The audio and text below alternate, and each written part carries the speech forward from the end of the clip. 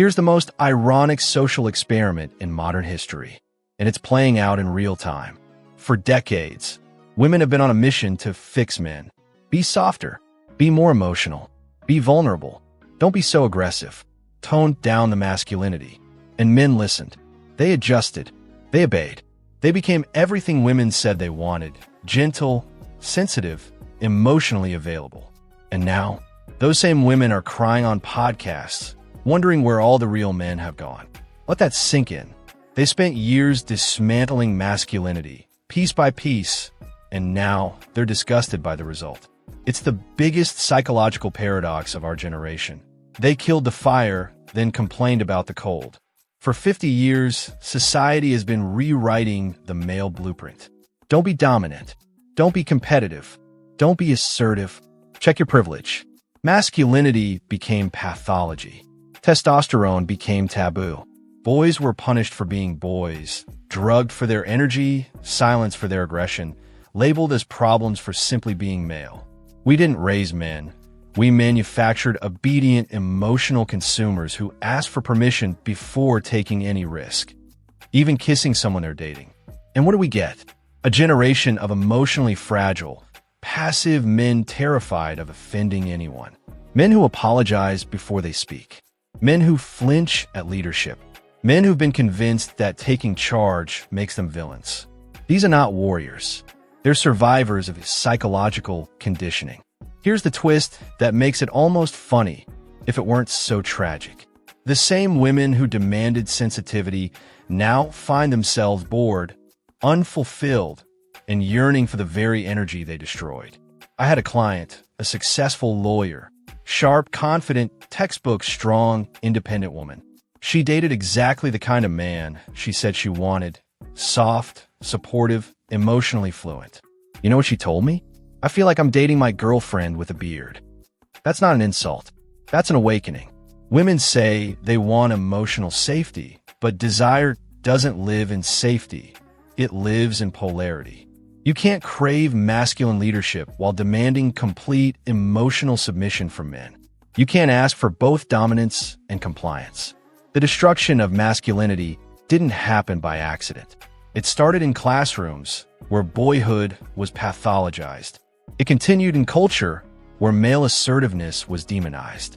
And now, it's in dating apps, where women demand a man who is both a protector and a poet, dominant but delicate, strong but sensitive. They want Thor with a therapist's vocabulary. Meanwhile, men are trapped in a lose-lose loop. Show strength, you're toxic. Show emotion, you're weak. Approach her, you're predatory. Stay passive, you're boring. So most men retreat into silence, gaming, and self-preservation. They're not weak, they're calculating. Because in today's world, one wrong move can cost your career, your reputation, your freedom. And yet, women still ask, where have all the real men gone? They're right here, watching quietly, refusing to play a rigged game. They've realized that in a society that punishes masculinity, survival means suppression. But here's the stoic truth no one wants to admit. You can't kill nature. Masculinity doesn't die. It withdraws. It waits. And when the chaos burns itself out, when society realizes that balance requires polarity, real men will rise again. Calm, controlled, dangerous only when necessary. Because true masculinity doesn't beg for approval. It simply is. Greater than what they do. They desired partners on an equal basis. Because everything requires consensus, no one makes decisions anymore. They were looking for gentlemen. Now, when __ falls down, no one will be there to protect them. Use caution when making wishes. The military is aware of this. Do you know why feminizing training reduces fighting effectiveness? Because war doesn't care about your emotions. When bullets start flying, you need all the qualities we've been instilling in men for the past 2 generations: aggression, hierarchy, quick decision-making, and controlled violence. We are producing men who are incapable of defending themselves or others. Women experience this on a fundamental basis. Their biology demands a leader, a provider, and a protector, but their conscious mind says they desire a sympathetic feminist ally. A cognitive dissonance results from this. Their body don't react when they date the men they believe they should want. You can't bargain with biology, thus there won't be any tingles, attraction, or excitement. In my practice, I see this all the time. A woman complains about her poisonous ex-boyfriend when she first arrives. He was forceful, in charge, and made choices without seeking her opinion. Generally male. Her words, "He was such an asshole. After that, the sex was incredible, and I still think about him constantly." She then introduces me to her present partner. Kind, gentle, and always requests permission. On paper, he's flawless, but nothing. He is uninteresting. Her innate attraction triggers are not triggered by him. He's not macho, thus he doesn't make her feel feminine. Because there is no threat, no advantage, and no power dynamic, he doesn't produce sexual tension. Society has neutered him. She now questions why she doesn't find the uni she helped construct attractive. This is particularly evident in the workplace. Businesses promote consensus building, emotional intelligence, collaborative leadership, and essentially feminine leadership philosophies. And what takes place? Decision M becomes sluggish. No one wants to accept accountability. Directness is feared by all. Meetings become into therapeutic sessions. Productivity falls off. They then question why nothing is accomplished. There is a purpose for the existence of traditional masculine hierarchies. Competitive meritocracy, clear leadership, well-defined roles, and prompt action. Although it wasn't flawless, it was effective. It produced affluence, won wars, and established civilizations. Feel-good circle jerks, where no one is in charge and everyone's feelings are more important than outcomes, have now taken its place. And who bears the brunt of it?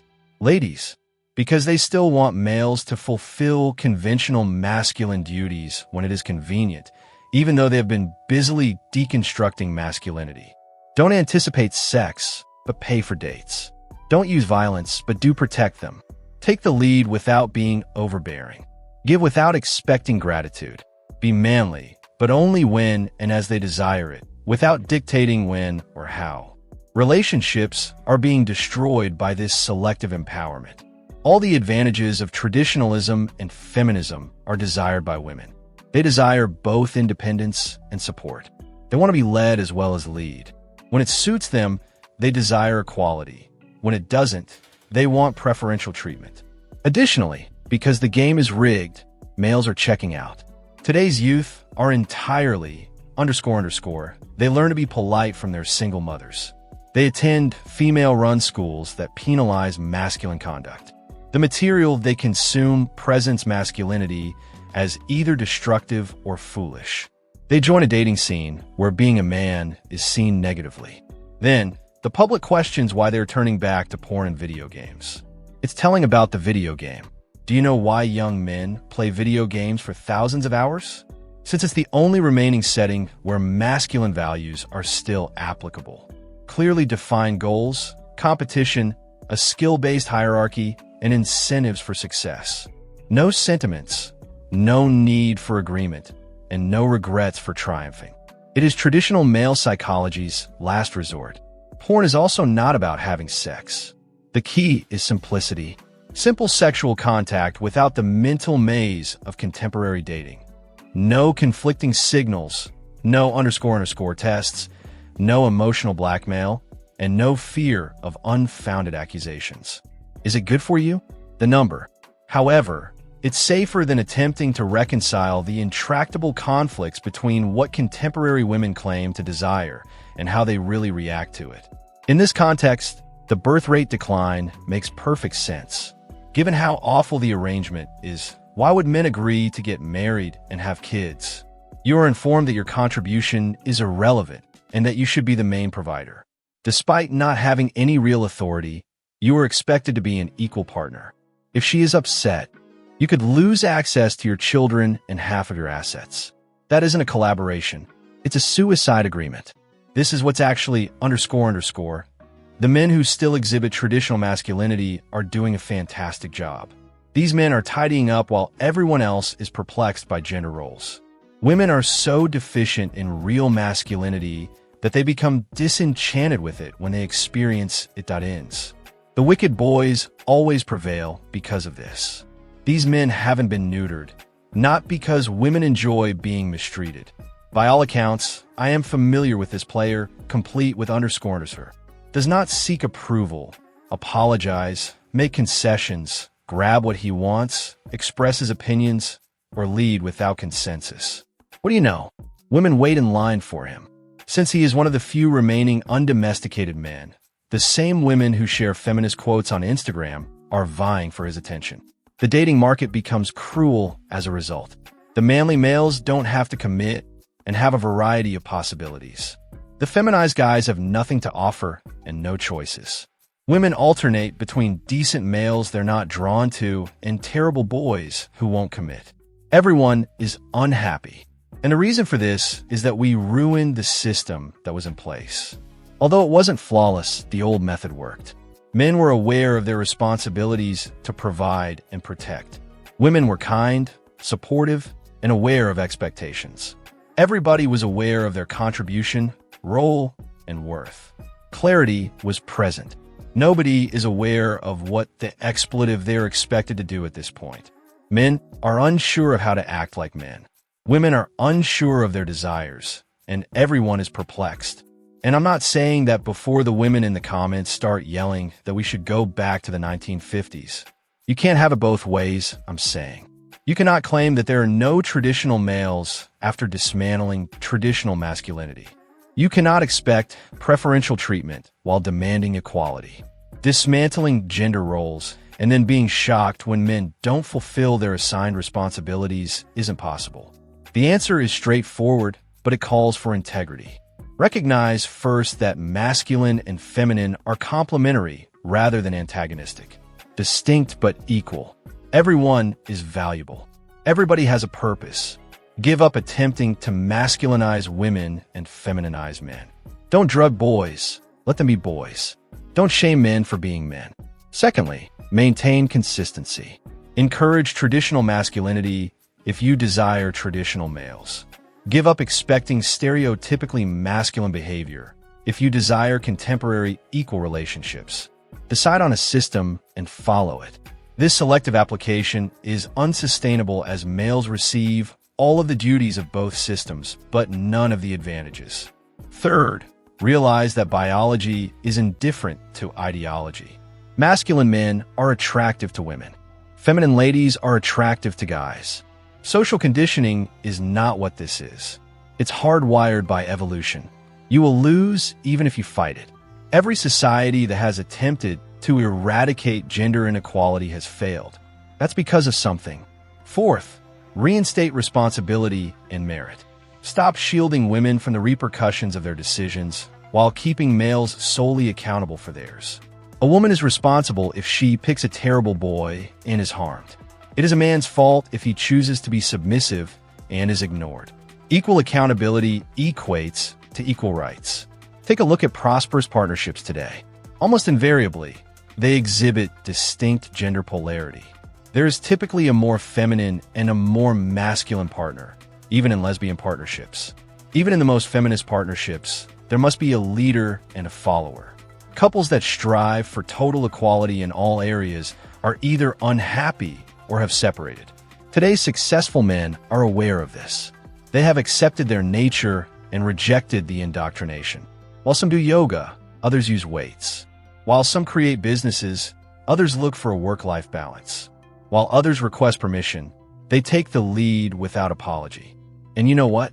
Even women who say they despise all they stand for are drawn to them. I frequently tell young males this. Don't pay attention to what ladies claim they desire. See how they react. They claim to desire sensitivity.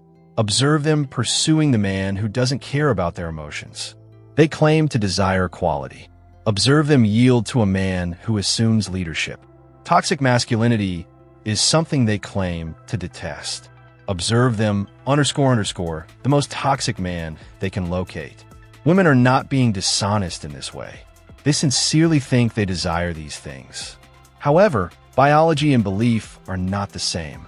Although feminism has conditioned their conscious minds, their unconscious attraction sets off a million-year-old process. Additionally, Biology always prevails when the two clash. The sad thing about this system is that everyone loses. Men are hesitating and perplexed. Women feel isolated and frustrated. Youngsters may have inadequate father figures or no fathers at all. Society loses its stability, productivity, and happiness. All because, rather than collaborating with human nature, we chose to fight against it. There's a reason why traditional gender roles developed. They are effective. They establish clear expectations, functional societies, and stable families. Everything works when women know how to be women and men know how to be men. Everything fractures when you try to make everyone the same. We are currently experiencing the breakdown. However, the pendulum is beginning to swing back. Young males are being rediscovered ring masculinity through individuals such as Andrew Tate, Drew Willink, and Jordan Peterson. They are embracing who they are and rejecting the feminized conditioning. They are establishing boundaries, lifting weights, launching enterprises, and not apologizing for being males. Young ladies are also beginning to recognize that something is amiss. They have had enough of soft males who lack decision-making skills. They're sick of always taking the lead. Dating men who are more sentimental than they are is something they're sick of. They are beginning to gently acknowledge that perhaps their mother's generation made a mistake. However, the harm is extensive. 2 generations of men who don't know how to be men have been raised by us. We have produced women who lack self-awareness. The social technology that produced stable families for millennia has been destroyed by humans. We're shocked to learn that everyone feels unhappy, isolated, and perplexed right now. The truth is exposed by the dating apps. 4% of males still exhibit masculine characteristics, and women swipe right on them. According to feminism, attributes like height, muscle, confidence, dominance, and resources should matter. In the meantime, nothing is given to the kind men who obeyed the rules and become what ladies claim they want. No dates, no sex, and no matches. A vicious loop is produced as a result. Due to their limitless alternatives, the few remaining macho guys choose not to commit. Why would they? Every night, they can have a different woman. Because they have no other choices, the feminized guys become even more pleading and needy. Women alternate between uncommittal alphas and unattractive betas. Honesty is the first step towards a solution. Women must acknowledge that they are to blame for this issue. They wanted males to change, and now they don't like how things turned out. You cannot eliminate masculinity for 50 years and then wonder where all the men who were once manly have disappeared to. They left where you instructed them to. Women's dating counsel should no longer be listened to by men. Women offer guidance that would produce the ideal penis-wielding girlfriend rather than a handsome man. Simply be who you are. Show more emotion. Express your emotions. This is not advice for finding partners, but for making friends. Be macho if you want to draw on women. For a period, boys should no longer be drugged for being boys. Put an end to disciplining men in schools. Male sexuality should no longer be viewed as predatory. Men should no longer be shamed for who they are. Boys should be allowed to compete, fight safely, take chances, and form hierarchies. In terms of male psychology, these are not bugs. They are characteristics. Male mentorship and male places must be restored. Boys need to learn how to be men from older men. Real manly wisdom that has been passed down through the generations, not women's ideals of what men ought to be. Male development has suffered greatly as a result of the elimination of areas reserved for men. Women must make a consistent decision about what they truly desire. You must be a typical feminine woman if you desire a traditional manly man. Give up expecting stereotypically masculine behavior if you desire an equitable relationship. You cannot be a 2024 feminist and expect a husband from the 1950s. Select a lane. Above all, we must recognize the differences between men and women. It is not better or worse, but rather distinct, with unique requirements, roles, capabilities, and weaknesses. Not competitive, but complementary. We are unstoppable when we collaborate. Everyone loses when we work against one another. The system as it exists now cannot be sustained. The number of marriages is falling. The birth rate is lower than the replacement rate. Men are leaving. Women are becoming more and more isolated. Fathers are not present in the lives of children. There is a growing disorder in society. This is not advancement. It's the downfall of civilization. However, there is hope. Ideology is weaker than biology. Nature finds a way to overcome social conditioning no matter how hard it tries. Men are becoming more masculine again. The pendulum is swinging back as well. Men acknowledge that they desire masculine males. How much harm will be done before we regain our sanity is the sole question. Despite all of its shortcomings, the Red Pill movement is a logical reaction to this madness. Men are exchanging notes, contrasting their experiences, and determining what works and what they've been told should work. They're furious because they're learning that everything they were taught about women and relationships was incorrect. Are they to blame? They gained nothing, conformed to the norms, and became what women claim they desired. All their lives, they were deceived, told that they would be more appealing if they were kind, considerate, and feminist. Rather, they saw the poisonous guys they were warned not to date acquire all the women they were promised if they were good. It's unbelievable how gaslighting occurs. When men complain about this, they are labeled poisonous, insults, and misogynists, yet they are only highlighting the glaring contradiction. Women pick one thing even when they claim to want another, and men are the bad ones when they recognize this trend and change. Make sense of it. This is what no one discusses. The female recipients. The people who value masculine males recognize complementary roles and support their partner's leadership, while their feminist friends are by themselves with their cats. Wondering where all the decent men have disappeared to, they are in contented, long-term partnerships. These women recognized the futility of opposing human nature. I give advice to couples in which the woman actively encourages her partner's masculinity. She pushes him to take initiative, make choices, and exercise weights. She makes room for him to act like a man. And what do you know? These connections flourish. The sex is fantastic. The collaboration is successful. Because they're working with biology rather than against it, everyone is content. The business community is also gradually realizing this. Businesses that adopt competitive meritocracy, a clear hierarchy, decisive action, and male leadership ideals perform better than those that are preoccupied with sentimentality and reaching consensus. In a diversity seminar, the most prosperous businesses are going back to what works rather than what sounds good. The bottom line is as follows. The guys they now complain about were created by women.